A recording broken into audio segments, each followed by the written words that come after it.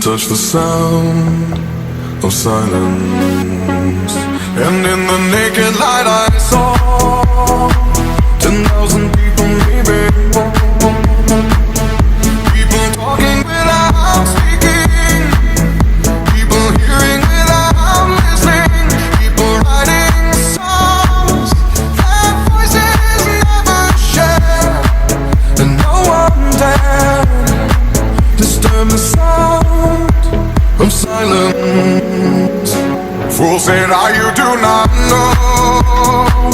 Silence like a cancer grows. Hear my words and I might teach you. Play my arms and I might reach you. But my words, like silent raindrops, fell